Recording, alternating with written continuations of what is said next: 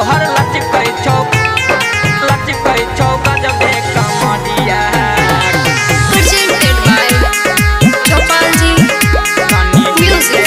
नाचने के छौरिया Music by DJ Sumit. तोहर लचकै छौ गजबे कमरिया। कनी डीजे पर गे कनी डीजे पे नाचने गे छौरिया तोहर लचकै छौ गजबे कमरिया। कनी डीजे पे नाचने गे छौरिया तोहर लचकै छौ गजबे कमरिया।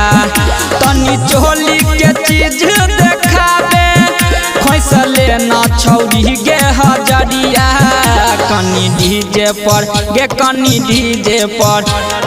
डीजे पे नाचने गे छौरिया तोहर लचकै छौ गजबे कमरिया। कनी डीजे पे नाचने गे छौरिया तोहर लचकै छौ गजबे कमरिया। तोहर लचकै छौ गजबे कमरिया। DJ Sumit. तोहर लचकै छौ गजबे कमरिया। तोरा ढोरी पर लेजर लाइट बार देतोगे इंजन तोहर गरम सीज कर देतोगे। कातिल नजरिया से डर जतोगे छौरी कातिल नजरिया से डर जतोगे। गे तोरा ढोरी पर लेजर लाइट बार देतोगे इंजन तोहर गरम सीज कर देतोगे। कातिल नजरिया से डर जतोगे छौरी कातिल नजरिया से डर जतोगे। जब मेकअप करै छै गे रानी लगबै छै आँखी में कजरिया। कनी डीजे पर गे कनी डीजे पे नाचने गे छौरिया तोहर लचकै छौ गजबे कमरिया। कनी डीजे पर नाचने गे छौरिया तोहर लचकै छौ पतली कमरिया। तोहर लचकै छौ गजबे कमरिया।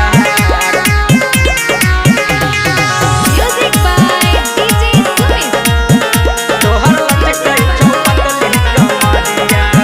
ए समाइल गजब के तू मारै छी गे राइटर विभीषण के तू पगलाबै छी गे।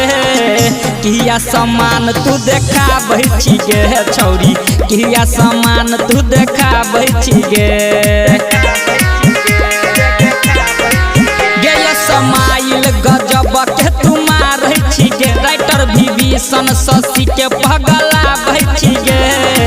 किया समान तू देखाबै छी गे छौरी किया समान तू देखाबै छी गे।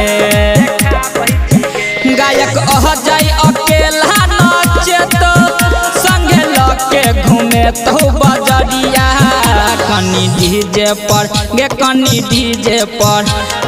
डीजे पर नाचने गे छौरिया तोहर लचकै छौ गजबे कमरिया। कनी डीजे पर नाचने गे छौरिया तोहर लचकै छौ पतली कमरिया। नाच ले ना।